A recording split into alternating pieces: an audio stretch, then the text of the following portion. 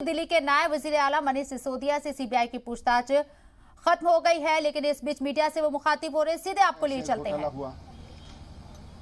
लेकिन आज मैंने सीबीआई में जाके देखा, मैंने देखा कि कोई घोटाला तो वहां है ही नहीं। घोटाले की तो कुछ मसला ही नहीं है वहां पे। सारा केस फर्जी है। मैं जानता हूं सारा केस फर्जी है। और आज मैंने सीबीआई में 9 घंटे की पूछताछ के दौरान 9 घंटे जो मैं रहा वहां भी मैं समझ गया कि किस तरह से सारा केस फर्जी है और किस तरह से इन्होंने पूरी साजिश की गई है।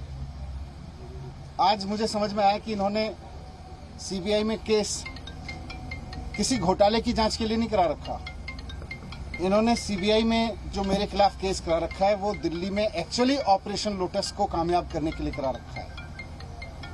ये बात पहले भी मुझे बाहर से समझ में आ रही थी, लेकिन आज अंदर जाके सीबीआई के हेडक्वार्टर में 9 घंटे तक मेरे को और समझ में आई कि किस तरह से भारतीय जनता पार्टी सीबीआई जैसी एजेंसीज को अनकॉन्स्टिट्यूशनल तरीके से, असंवैधानिक तरीके से, गलत तरीके से दबाव बनाने के लिए यूज कर रही है। एक्साइज पे बात हुई, लेकिन मुझे आश्चर्य हुआ कि वहां भी साइड में मुझ पर दबाव बनाया गया कि आप छोड़ दो, आप में क्यों हो। मैंने कहा क्यों? बोले ये केस आपके ऊपर ऐसे ही चलते रहेंगे, नहीं तो। मैंने कहा इस केस में तो है नहीं, ये तो खत्म हो जाएंगे।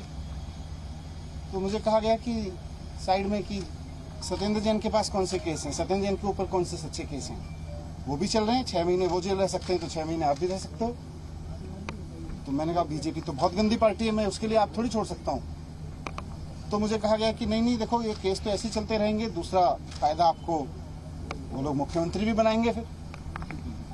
तो मैंने कहा ये मुख्यमंत्री बनने के लिए थोड़ी आया हूँ, मैं तो शिक्षा के लिए आया हूँ यहाँ। राजनीति में हम आना नहीं चाह रहे थे, हम तो शिक्षा के लिए आए हैं, ईमानदारी से काम करने के लिए आए हैं। फिर मैंने साफ साफ बोल दिया कि भैया मुझको तो खुशी मिलती है जब दिल्ली के रिक्शे वाले का बच्चा इंजीनियर बनता है, तो उसमें जो खुशी मिलती है, मुझे सीएम बन के खुशी नहीं मिलती। सीएम बनने के बारे में सोच के खुशी नहीं मिलती।